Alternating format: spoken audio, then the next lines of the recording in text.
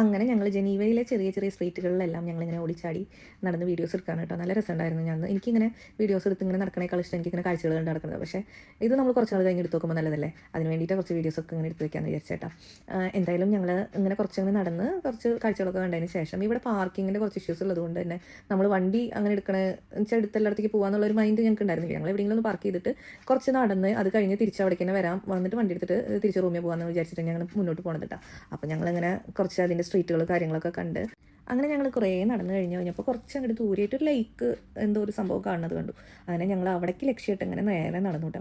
എന്നിരുന്നാലും ഇവിടുത്തെ നമ്മൾ പറയില്ലേ, ഇവിടുത്തെ ഇപ്പോൾ ഒരു സീസൺ സ്റ്റാർട്ട് ചെയ്യാൻ പോകണമെങ്കിലും ഇവർ ഈ നൈറ്റൊക്കെ ആകുമ്പോൾ ഒരുപാട് പേര് പുറത്തിറങ്ങുന്നുണ്ട്. എല്ലാവരും സെറ്റർ കാര്യങ്ങളൊക്കെ യൂസ് ചെയ്തിട്ട് അതല്ലാത്തവരും ഉണ്ട് കേട്ടോ. ജോഗിങ്ങിനും കാര്യങ്ങളൊക്കെ ഇപ്പോൾ കണ്ടില്ലേ പോകുന്നത്.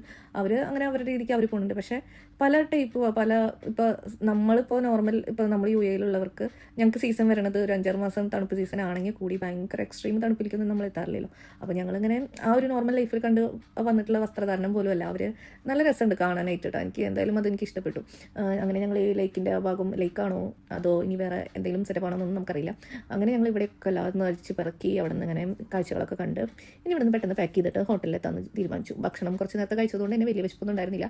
ഇനി മുന്നോട്ട് പോയി കഴിഞ്ഞിട്ടുണ്ടെങ്കിൽ അതുപോലെ തന്നെ തിരിച്ച് നടക്കണ്ടേ, തിരിച്ച് വന്ന് വണ്ടി എടുത്ത് അത് കഴിഞ്ഞിട്ട് വേണം റൂമിലേക്ക് എത്താനായിട്ട്. ഇനി ലേറ്റ് ആയി കഴിഞ്ഞിട്ടുണ്ടെങ്കിൽ നാളത്തെ പ്ലാനും കാര്യങ്ങളൊക്കെ സെറ്റാക്കലും അതും ആകെ കുളവും. അത് കാരണം ഞങ്ങൾ തന്നെ റൂമിലേക്ക് തിരിച്ചു.